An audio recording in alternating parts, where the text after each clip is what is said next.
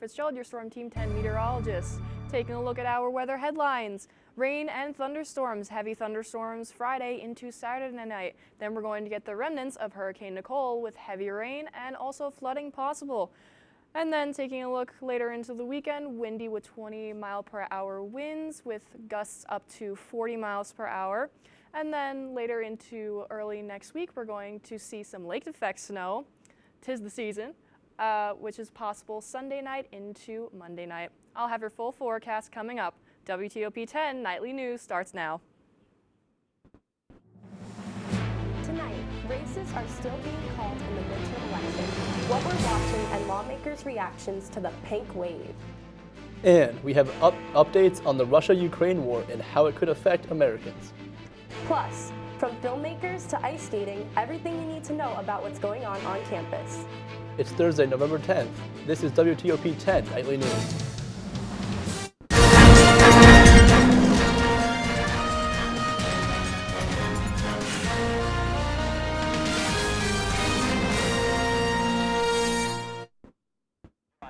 It has been 2 days since the election, and we still don't know who is controlling Congress. Good evening, everyone. I'm Casey DeSalle. And I'm Jolie Santiago, in for Jocelyn tonight. There are promising results for the Democratic Party. The anticipated red wave that was supposed to sweep Congress did not have the strength that was first thought. However, the election is not over yet, with votes being counted as we speak. Currently in the House, the Democrats have 189 and the Republicans have 209. To get a majority, a party has to reach 218 seats. Moving over to the Senate, it is still stuck at the 48-48 tie. Some races are expected to be called in the coming days, but we may not know who will control the Senate until after the Georgia runoff election in December.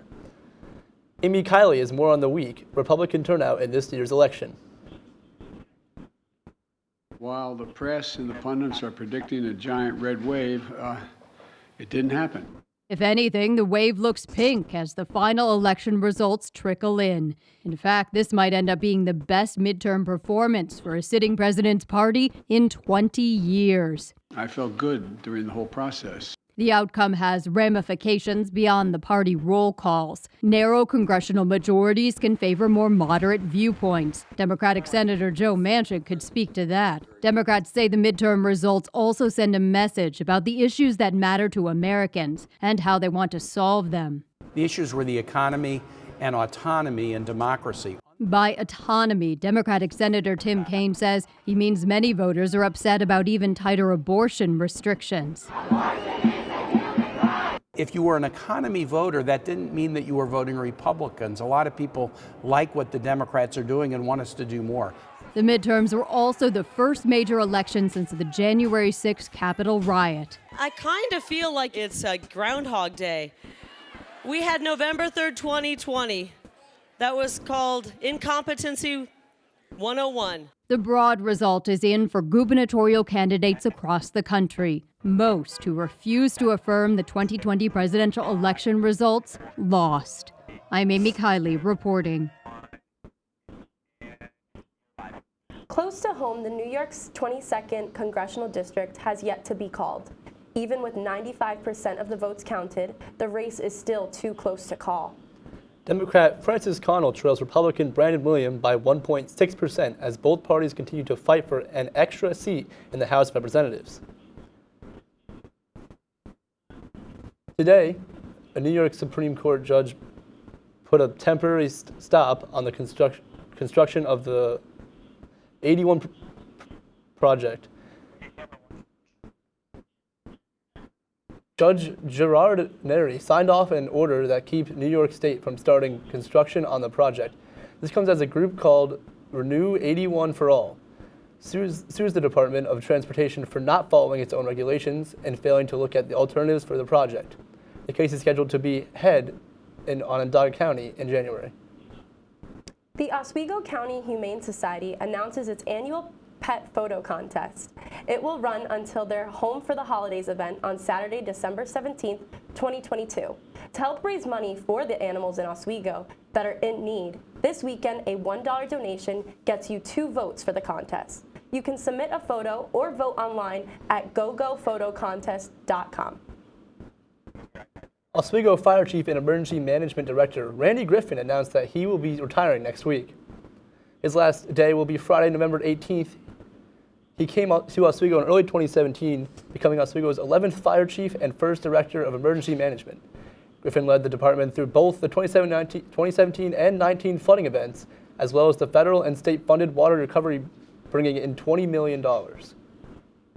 This Sunday, Open Skate will be a little different than usual. Oswego sorority Alpha Epsilon Phi will be selling cookies and bracelets during Sunday night's Open Skate in Deborah F. Stanley Arena and Convocation Hall. All proceeds will go to the Contreras Cancer Fund and Oasis of Hope. If you are interested in donating but cannot make it, you can Venmo AEPHI Oswego. Students gathered in Park Hall this Tuesday for a particular screening. Our reporter Matthew Chereau was there. Matthew? For the first time, Oswego welcomes Tara Miranda Nelson and her performance with film projectors, live sound, and live editing. Tonight, it's an artistic moment for film lovers. Guest filmmaker Tara Miranda Nelson presents an all-analog film screening performance using both 16mm and Super 8mm projectors. Students in cinema and art are present tonight. I had no idea what I expected. I came here and I was like, I don't really know what this is. I just saw all that old school equipment and I was like, oh, this is going to be cool. Professor Jacob Dodd of Cinema and Film Studies is there to assist Tara Nelson with the film installation and to start the sound recordings and the music on the computer when there is no sound from the films. Tara Nelson's work is above all about human perceptions. So it's a mix of personal films and travelogues and family portraits. Yeah, it's a good night. She uses several processes like the overlay of projectors' images, gives to the audience a little music box that has to pass around, and makes live performances with fans. I looked over and I just saw her like waving something in front of the film and I was like, what is she doing? And then I realized, I was like, oh wait, that's so cool that like she was able to implement some sort of like, you know, a different type of effect. If the projectors have a problem and the film stops, she has to reset the installation. It's normal, it's a part of this artistic process. I like to be part of the audience for my own films. Finally, Tara Nelson answers students' questions and together they discuss about various topics, as her way of thinking and the position of film today. I liked how she called herself like an artist instead of a filmmaker. The dialogues even continue until the end, until Tara Miranda Nelson stores the equipment. To see and hear about film is inspiring. It gives ideas and the will to make your own piece with film. It raises one question. If you could have film and a film camera, what and how would you shoot? Reporting Matthew Chereau for WTOP in studio. Tara Miranda Nelson currently lives in Rochester, New York, and has the curator of moving image collections at Visual Studies Workshop. She teaches 16mm film production and oversees a collection of over 10,000 16mm films and magnetic media titles. Front desk, back to you. On Wednesday, a listeria outbreak tied to deli meat and cheese has sickened 16 people, including one who died. Most patients were hospitalized, and one illness resulted in a loss of pregnancy. The bacteria was found at 2 Net Cost Market locations in New York. However, this likely is not the only source because some of the people who got sick did not shop at the store.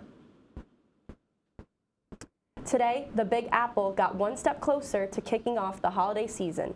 Workers cut down a Norway spruce coming from Queensbury, New York.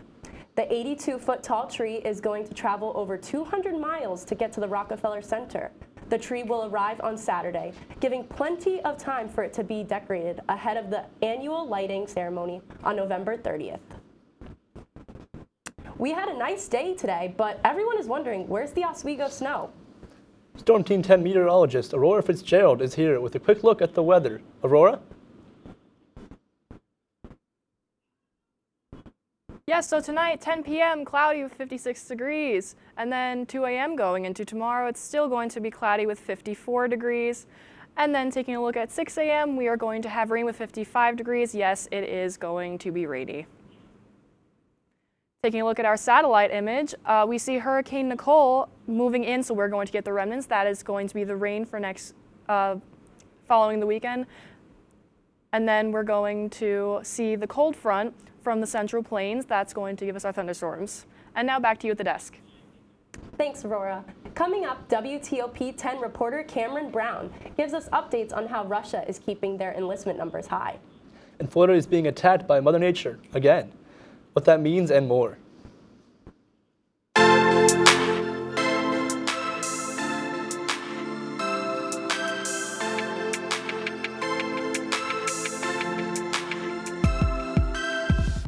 Hey guys, it's me, Isabella Gomez, filling in for Smokey Bear because he's got more to say than just... Only you can prevent wildfires. Like, if you're outside enjoying a barbecue, don't let a hamburger distract you from fire safety. Make sure you aren't dumping your hot coals or ashes onto the ground because that could start a wildfire. So take wildfire prevention seriously and let's save the world one day at a time. Juntos con Smokey Bear, podemos hacerlo. Go to smokeybear.com to learn more about wildfire prevention.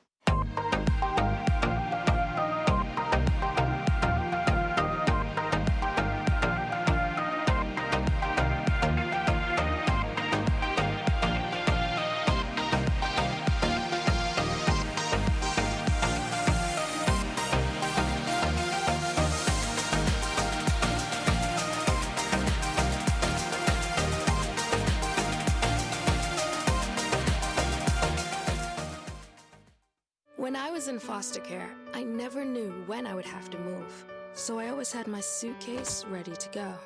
Then one day, I was adopted. My new parents opened their hearts and home to me. My parents cook my favorite breakfast for me every morning. My parents take me on trips I never thought I would go on. They gave me a home and an even better reason to use that suitcase. My parents aren't perfect, but they're perfect for me.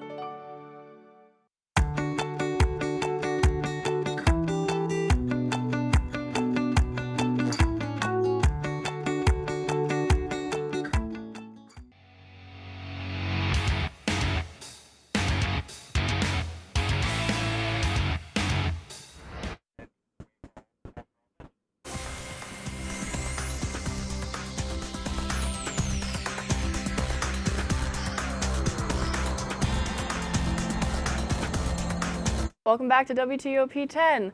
So, taking a look at our satellite images again, we see Hurricane Nicole still in Florida. We are going to get the remnants of Hurricane Nicole, so therefore that's going to bring in the heavy rain and the winds later in the weekend. And then we see a cold front moving in from the Central Plains. That's going to give us more heavy winds, and that's going to bring the thunderstorms into Friday. Taking a look at our radar images, it's basically the same thing. It's just showing how much rain we're going to have. So Hurricane Nicole still going to get those remnants later in the weekend. And that cold front right over here, that little band, that's from a cold front, and that's going to bring the thunderstorms and more heavy wind. So tonight's hourly forecast. 12 a.m. it's 55 degrees. It's going to be cloudy. It's going to feel like 50. And then tomorrow we see 3 a.m. it's going to be 53 degrees. It feels like 21. Still going to be cloudy. Now, going into Friday morning at 7 a.m., 56 degrees. And this will bring in the rain and the thunderstorms for heading into Friday. And then still heading into Friday at 9 a.m., it's going to be 62 degrees. Still warm, but we're still going to have those showers. And now the weather for the weekend. So 66 degrees for Friday. It's going to be rainy, 100% rain, winds coming from the south at 9 miles per hour. Saturday, 54 degrees, still rain, 100% of precipitation. And then going into Sunday and Monday, we are going to see that lake effect snow. 'Tis the season. Taking a look at our 7-day forecast, Friday, thunderstorms, 68 degrees. Saturday, 56 degrees, still gonna have that rain. Sunday, we see snow from lake effect snow that's going into Monday. It is going to get gradually colder over the weekend, hence the snow. Tuesday, more cloudy, and then going into Wednesday and Thursday, 43 degrees and 44 degrees. And then we will have a wintry mix. Back to you guys at the desk. Thank you, Aurora. Damage from both hurricanes Nicole and Ian have left some coastal homes in Volusia County hanging off a cliff. Prior to its demotion to a tropical storm, Nicole was classified as a Category 1 hurricane when it made landfall on Florida's coast. Some structures have reportedly partially collapsed, and others require an inspection. Additionally, a local official reports that a dozen buildings on Daytona Beach shores have already been deemed compromised. Russian President Putin drafted hundreds of thousands of soldiers last month. Our reporter Cameron Brown is here in the studio with an update on the situation. Cameron? Thank you, guys.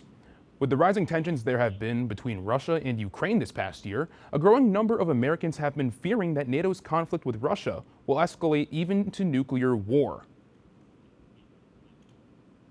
The United States Armed Forces' recent transition to DEFCON 3 status this October made the potential for another draft a topic of discussion for many news outlets since Russia has announced their very own conscription 2 months ago.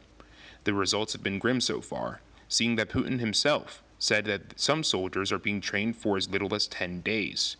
In comparison to the U.S., conscripted Army recruits in World War I were able to receive 3 months of training, according to the British Library.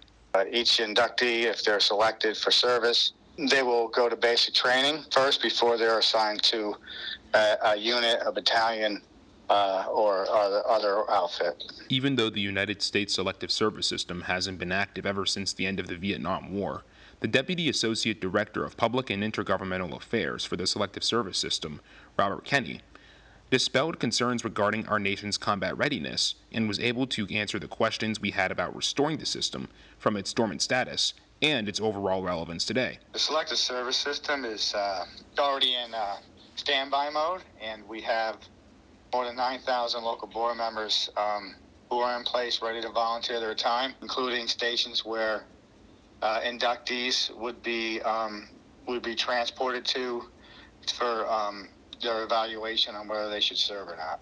There was also more reassurance from the Associate Director when he was asked about other conflicts the United States might face in the future.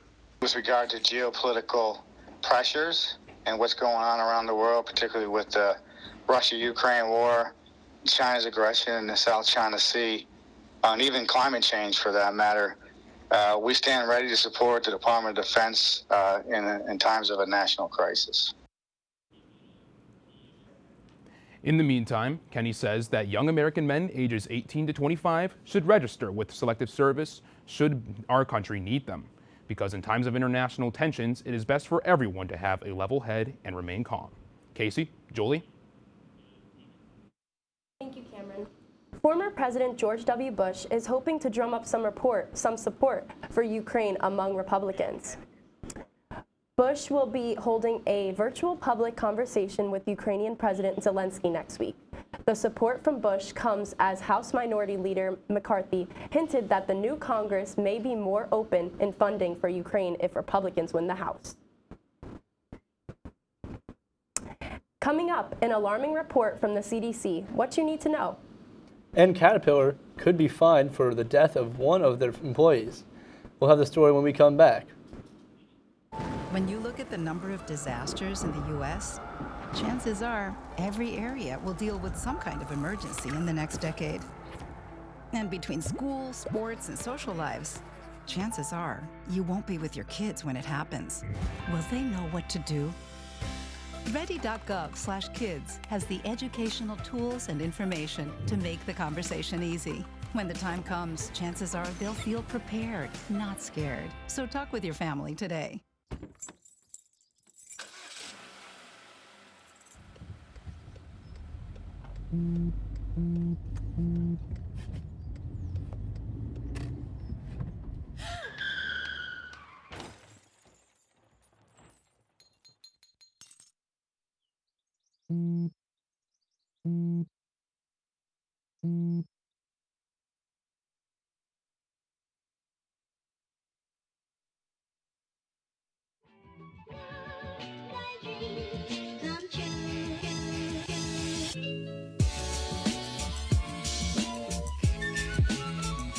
I think you could build a house here with how many bricks are being laid in this game. That is a rapid nosedive, and it is at the point of no return, guys.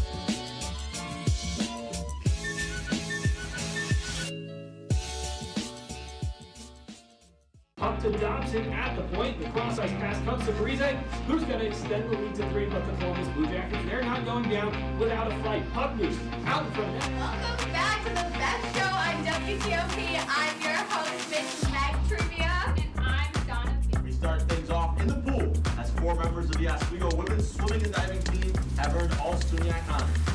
Oh, finally, got that old music back. Welcome live inside the Outrigger studio for the newest episode of Sports.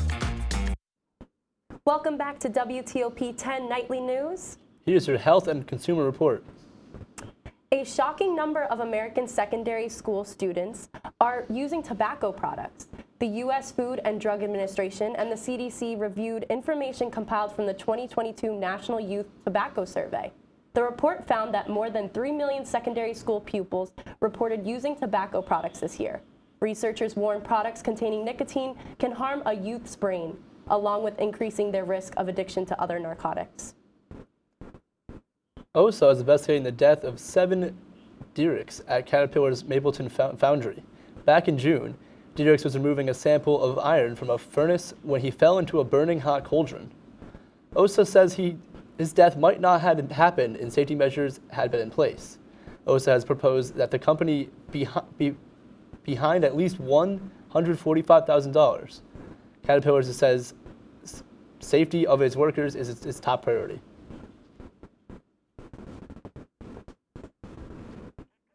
Wendy's has added a new flavor Frosty to its menu for a limited time. Starting next Tuesday, a peppermint-flavored Frosty will be available for customers to order. Peppermint is Wendy's 3rd new Frosty flavor in the past 16 years.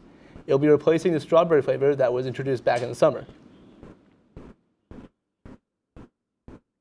Jacob Bradley is here with everything we need to know in Lakers sports and beyond. Jacob, can you give us a quick preview? Of course I can. Coming up in sports, many Laker athletes were honored with all SUNYAC nominations, women's basketball returns, and Morrisville State comes to town. All this and more coming up after the break.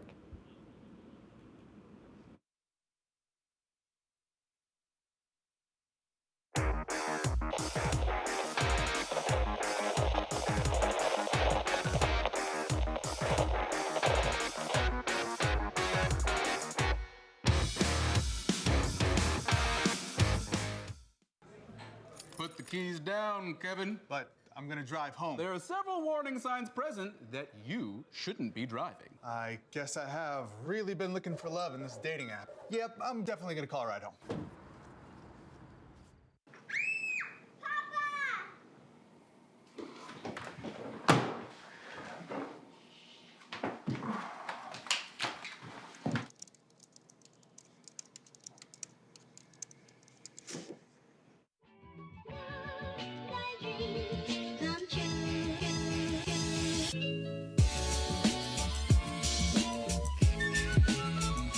I think you could build a house here with how many bricks are being laid in this game.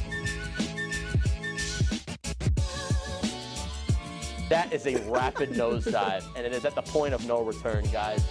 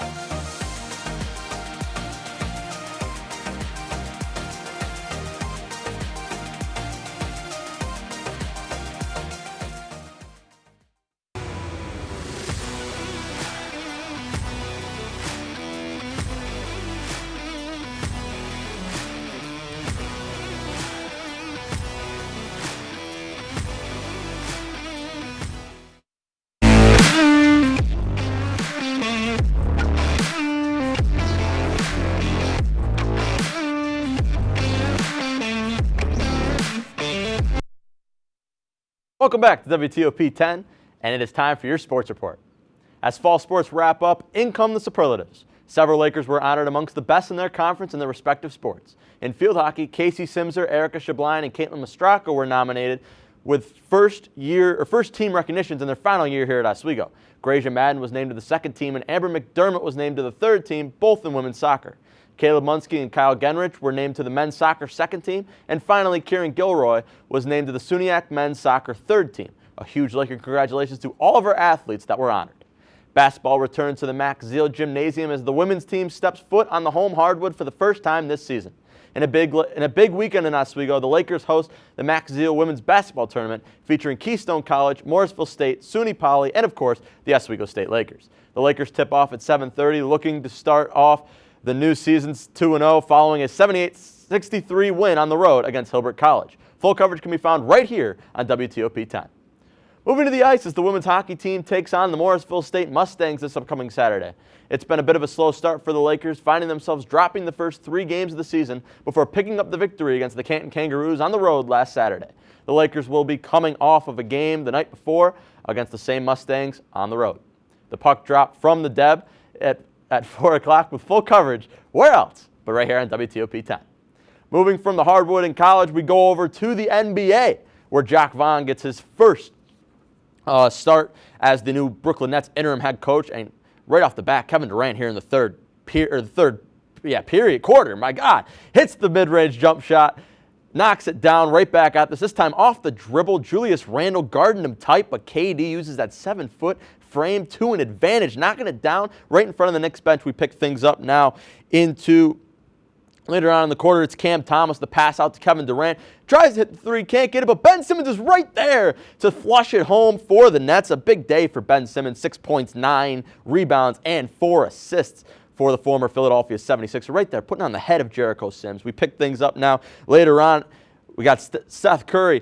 Different Curry brother, still the same result. A deep 3, knocks it down, makes it look easy on the fundamentals. Nets take the lead 95-71. Seth Curry's right back at it. Ben Simmons fakes the pass from behind the arc, knocks it down one more time. 23 points for Seth Curry in a big game win here in New York City. You see him firing up the crowd. Final score, Brooklyn Nets pick up the win 112-85 in Jacques Vaughn's first win as interim head coach of the Brooklyn Nets. But you're going to want to stick around because coming up after the break, we got your pet of the week.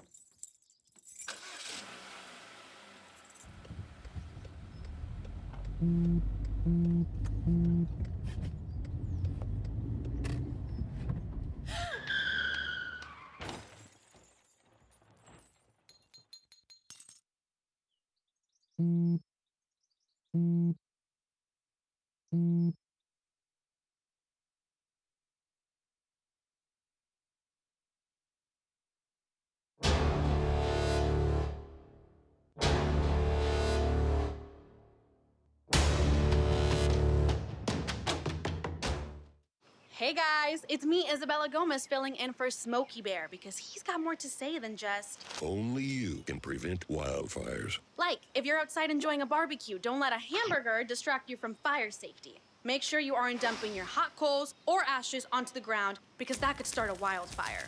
So take wildfire prevention seriously and let's save the world one day at a time. Juntos con Smokey Bear, podemos hacerlo. Go to smokeybear.com to learn more about wildfire prevention.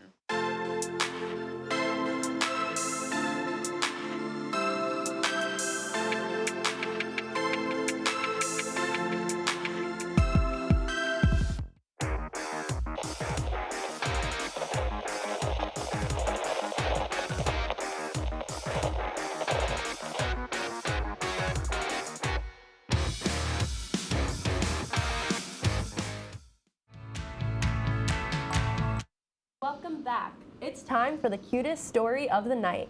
Pet of the week. Everyone meet Chuck. This little ball of fluff is a sweet little boy who may do best in a quieter home. Chuck will need to be adopted with one of his siblings. Those interested in adoption can contact the Oswego County Humane Society. Very cute. Well, that's our report for tonight. Be sure to stay tuned for Off the Clock. From all of us here at WTOP 10, thank you for watching and good night. Good job. Good.